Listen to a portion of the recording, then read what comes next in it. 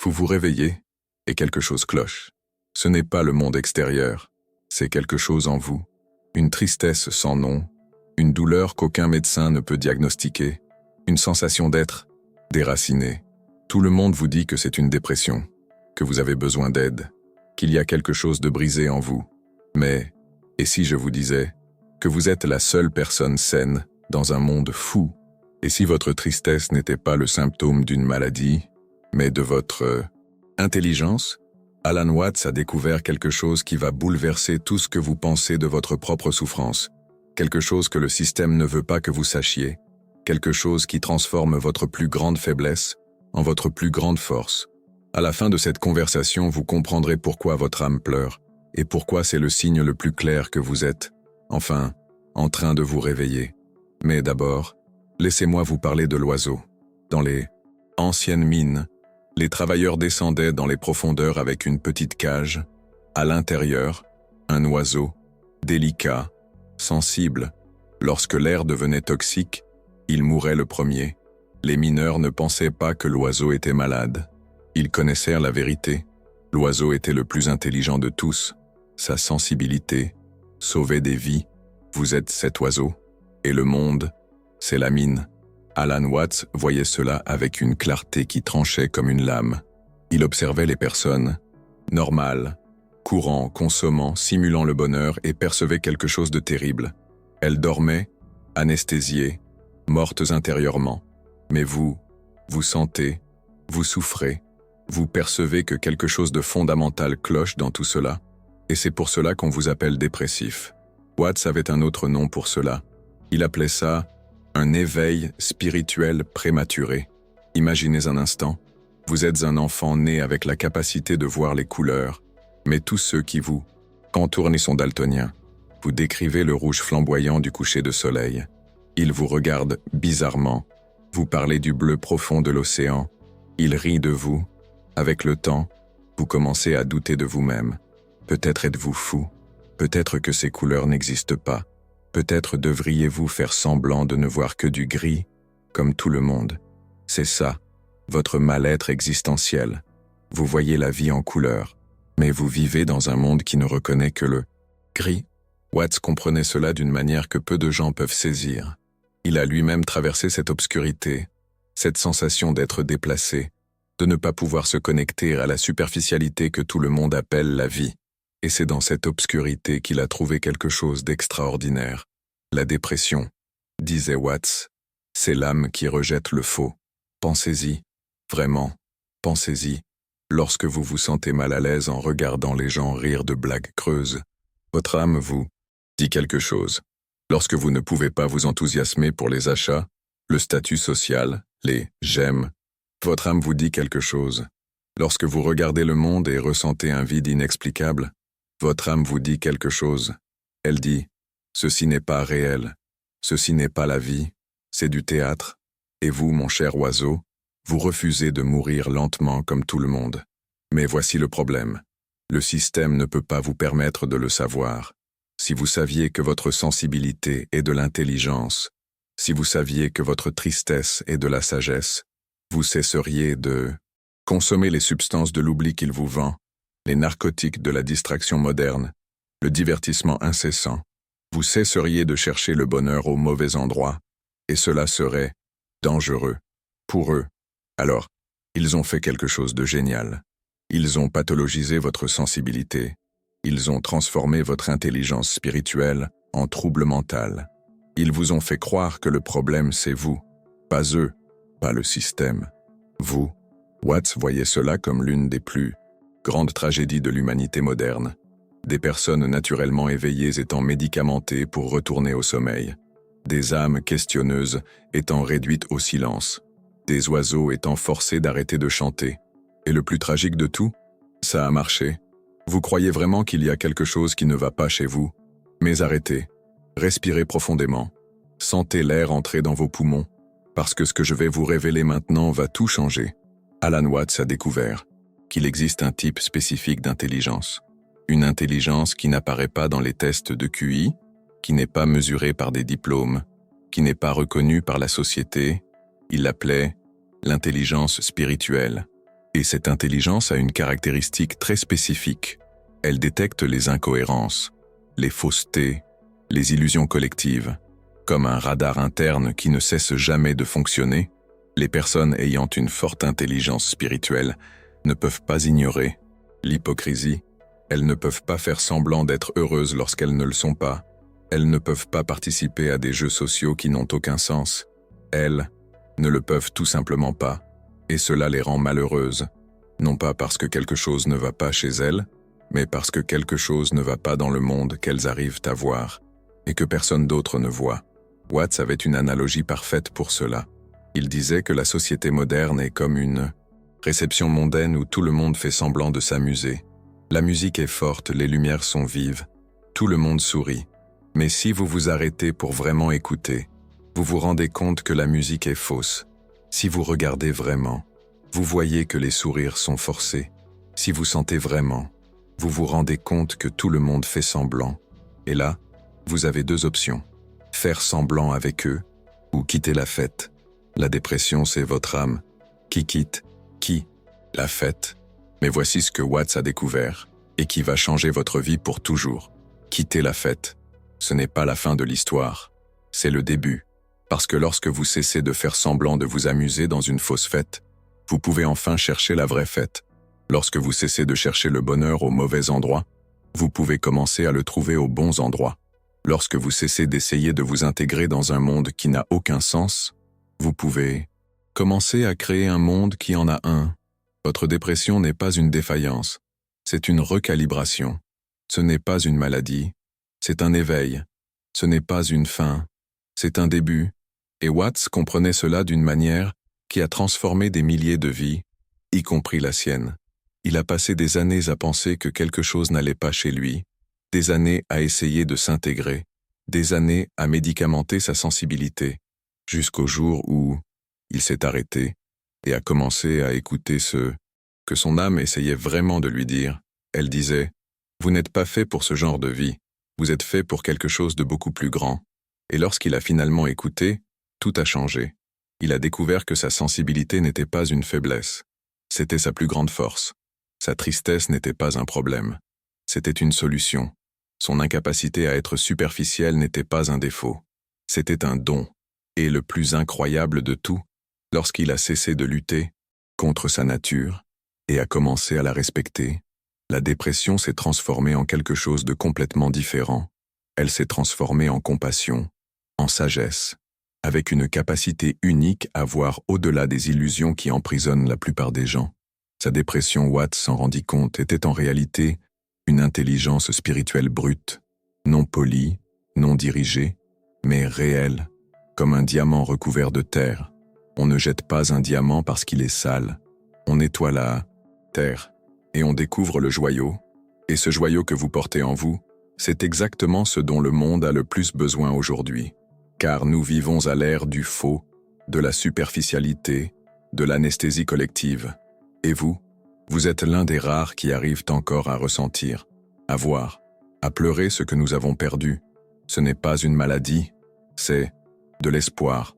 Parce que s'il existe encore des personnes comme vous, des personnes qui refusent d'accepter la médiocrité comme une norme, des personnes qui pleurent en voyant l'humanité gaspiller son potentiel, alors il y a encore une chance de s'éveiller, de se souvenir, de redevenir de vrais humains. Mais pour que cela arrive, vous devez comprendre quelque chose de fondamental sur votre propre nature, quelque chose qu'Alan Watts a découvert après des décennies d'études, quelque chose qui expliquera non seulement pourquoi vous vous sentez comme vous vous sentez, mais aussi quoi faire avec, et ce que Watts a découvert va vous choquer. Il a réalisé qu'il existe une différence fondamentale entre deux types de personnes, deux espèces humaines complètement différentes. La première espèce vit en surface. Ce sont les gens normaux. Ils se réveillent, travaillent, consomment, dorment. Ils répètent. Ils ne remettent rien en question. Ils ne ressentent rien de profond. Ils ne perçoivent pas les contradictions. Ils sont confortablement endormis. La seconde espèce ne peut pas vivre en surface. Ce sont les personnes comme vous. Elles ressentent tout. Elles questionnent tout. Elles perçoivent chaque incohérence, chaque fausseté, chaque moment de théâtre. Elles sont inconfortablement éveillé. Et voici ce que Watts a compris. La seconde espèce n'est pas une version brisée de la première, c'est une évolution de la première. Vous n'êtes pas un humain ordinaire défaillant, vous êtes un nouveau type d'humain, en train de s'éveiller, et comme toute évolution, cela fait mal. Imaginez un papillon essayant de sortir de sa chrysalide. Si vous ne saviez pas ce qu'est la métamorphose, vous penseriez que la créature souffre, que quelque chose de terrible se produit, qu'elle est en train de mourir, mais elle n'est pas en train de mourir. Elle est en train de naître. Votre dépression est la chrysalide. Et vous êtes le papillon qui essaie d'émerger. Mais voici le problème. Personne ne vous a appris que c'était naturel. Personne ne vous a dit qu'il existe une étape spécifique de l'évolution humaine où vous vous sentez exactement comme ça, où vous ne pouvez plus vivre comme avant, mais vous ne savez pas encore comment vivre autrement. Watts appelait cela le no man's land spirituel. Vous avez quitté le monde des illusions, mais vous n'êtes pas encore arrivé au monde de la vérité. Vous êtes au milieu, dans le vide, dans l'espace entre celui que vous étiez et celui que vous êtes en train de devenir. Et cet espace, il est effrayant, parce que vous avez perdu toutes les anciennes certitudes, toutes les anciennes distractions, tous les anciens mécanismes d'anesthésie, mais vous n'avez pas encore développé les nouveaux. Vous n'avez pas encore appris à vivre comme une personne éveillée dans un monde endormi. Et c'est là que la plupart des gens s'arrêtent. C'est là qu'ils retournent en courant vers la chrysalide, vers les anciennes illusions, vers les anciennes anesthésies, parce que rester au milieu est insupportable. Mais Watts a découvert quelque chose de révolutionnaire. Il a découvert qu'il existe un moyen de traverser cette terre de personnes, un moyen d'achever la métamorphose, un moyen de transformer votre sensibilité extrême en votre plus grande force. Et tout commence par une seule perception. Votre dépression ne concerne pas vous, elle concerne le monde. Laissez cela pénétrer un instant. Vraiment laissez. Votre tristesse n'est pas parce que quelque chose ne va pas chez vous, c'est parce que quelque chose ne va pas dans le fonctionnement de notre société. Votre incapacité à vous sentir heureux avec des choses superficielles n'est pas un défaut, c'est une fonctionnalité. Votre besoin de sens réel n'est pas une exigence excessive. C'est de l'humanité. Watts voyait cela avec une clarté cristalline.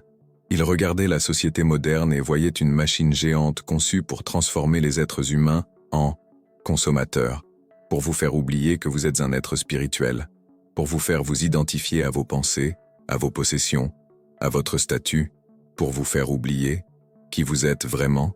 Et ça marche. Pour la plupart des gens, ça marche parfaitement. Ils se perdent complètement dans l'illusion. Ils croient qu'ils sont leurs emplois, leur voiture, leur compte bancaire. Mais vous n'arrivez pas à oublier. Une partie de vous se souvient. Une partie de vous sait qu'il y a quelque chose de plus. Une partie de vous refuse d'accepter que ce soit tout. Et cette partie, c'est votre âme. Et votre âme fait exactement ce qu'elle devrait faire. Elle proteste. Elle se rebelle. Elle dit non à tout ce qui n'est pas réel. Votre dépression est votre âme, en grève. Elle refuse de participer à un jeu qui n'a aucun sens. Elle refuse de faire semblant d'être heureuse dans une vie qui n'a aucun sens. Et cela, mon ami, n'est pas une maladie. C'est de l'intégrité. Mais voici où les choses deviennent intéressantes. Watts a découvert que lorsque vous comprenez vraiment cela, lorsque vous cessez de lutter contre votre nature et commencez à la respecter, quelque chose de magique se produit. Votre sensibilité se transforme en intuition. Votre tristesse se transforme en compassion. Votre incapacité à accepter la fausseté se transforme en vision. Vous devenez capable de voir à travers les masques que tout le monde porte, capable de percevoir ce dont les gens ont vraiment besoin, sous ce qu'ils disent vouloir, capable de distinguer entre l'amour réel et l'attachement, entre le bonheur réel et le plaisir temporaire, entre le but réel et la distraction déguisée. Vous devenez un voyant dans une terre d'aveugles. Et c'est là que votre vraie vie commence. Parce que maintenant vous pouvez aider. Maintenant vous pouvez faire la différence. Maintenant vous pouvez utiliser votre capacité unique à voir la vérité pour aider les autres qui sont perdus dans l'illusion. Votre dépression se transforme en mission. Votre sensibilité se transforme en super-pouvoir. Votre différence se transforme en don. Mais pour que cela arrive, Vous devez faire quelque chose qui va à l'encontre de tout ce qu'on vous a appris. Vous devez cesser d'essayer de vous guérir et commencer à vous célébrer. Cessez d'essayer de vous intégrer et commencez à vous démarquer. Cessez d'essayer d'être normal et commencez à être extraordinaire. Parce que normal, dans le monde d'aujourd'hui, c'est être mort intérieurement. Normal, c'est ne rien ressentir. Normal, c'est accepter la médiocrité comme si c'était de l'abondance. Et vous êtes quand tout, sauf normal. Watts avait une pratique spécifique pour les personnes comme vous. Une pratique qui transformait l'expérience dépressive en éveil spirituel.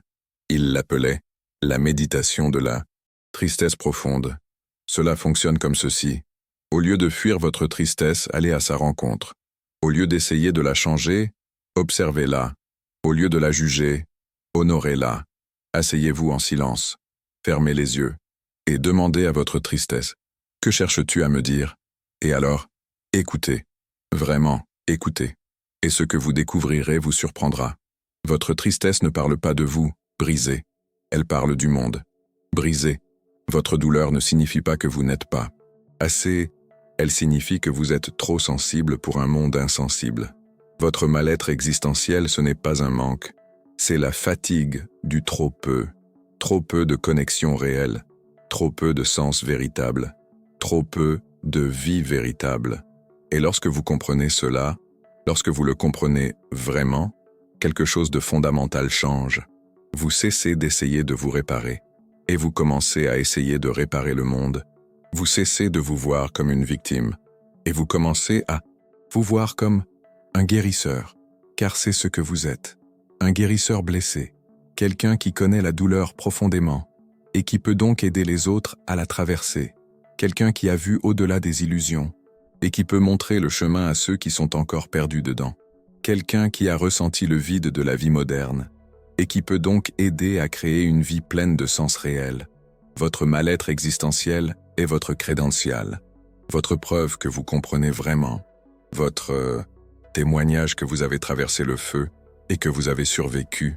Et maintenant, vous pouvez aider les autres à faire de même. Mais avant cela, vous devez compléter votre propre guérison. Et la guérison, selon Watts, ne vient pas de chasser la tristesse. Elle vient de trouver son but en son sein.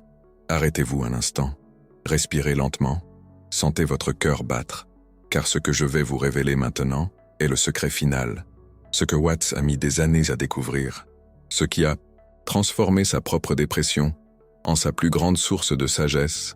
Le secret est celui-ci.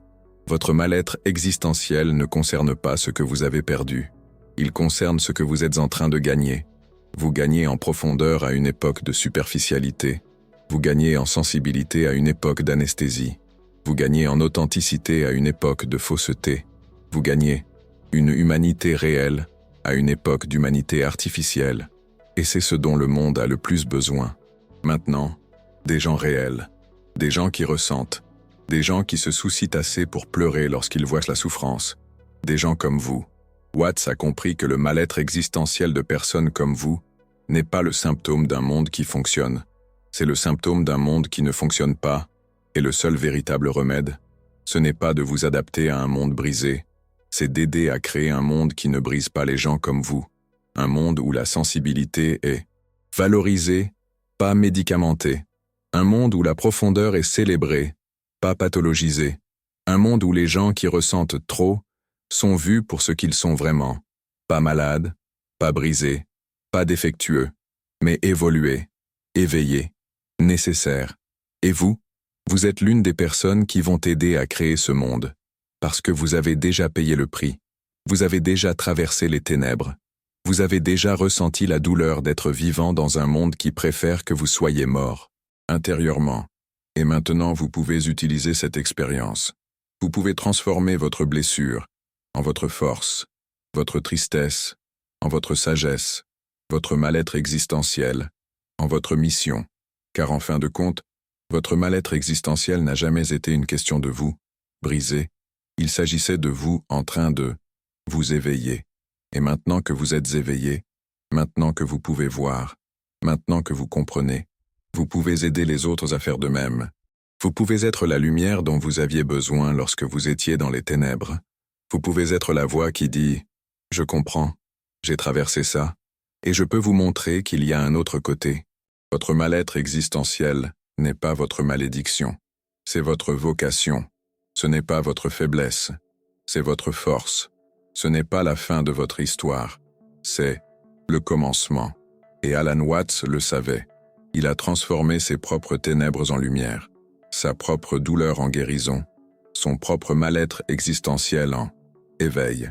Et il a laissé une carte pour les gens comme vous, des gens qui ressentent trop dans un monde qui ressent trop peu. La carte est simple. Premièrement, honorez votre sensibilité. C'est votre don, pas votre malédiction. Deuxièmement, comprenez votre tristesse. C'est de la sagesse, pas une maladie. Troisièmement, utilisez votre vision. Vous pouvez voir ce que les autres ne peuvent pas voir. Quatrièmement, trouvez votre tribu. Il y en a d'autres comme vous. Cinquièmement, partagez votre don. Le monde a besoin de ce que vous avez à offrir. Et sixièmement, souvenez-vous toujours, vous n'êtes pas brisé. Vous êtes en train de vous en éveiller. Et le monde a besoin de personnes éveillées. Il a besoin de vous. Car si tous les oiseaux restent silencieux, qui avertira que l'air est toxique? Si toutes les personnes sensibles prennent des médicaments jusqu'à ne plus rien ressentir, qui rappellera au monde ce que signifie être vraiment humain? Si toutes les âmes éveillées se cachent, qui montrera le chemin à ceux qui sont encore perdus dans les ténèbres? Votre mal-être existentiel n'est pas un accident, c'est un appel. Ce n'est pas une punition, c'est un but. Et maintenant vous le savez. Maintenant vous comprenez. Maintenant vous pouvez cesser de lutter contre ce que vous êtes et commencer à devenir ce que vous êtes né pour être. Un guérisseur, un voyant, un guide, une personne qui a transformé sa plus grande douleur en son plus grand don. Et peut-être, juste peut-être, lorsque vous vous regarderez dans le miroir demain matin, vous ne verrez plus quelqu'un qui est brisé, vous verrez quelqu'un qui est, enfin, intègre. Car c'est ce que voyait Alan Watts lorsqu'il regardait sa propre dépression. Pas une maladie, un éveil, pas une fin, un commencement, pas la mort, une naissance, la naissance de celui que vous êtes vraiment. Et maintenant, vous pouvez aussi naître.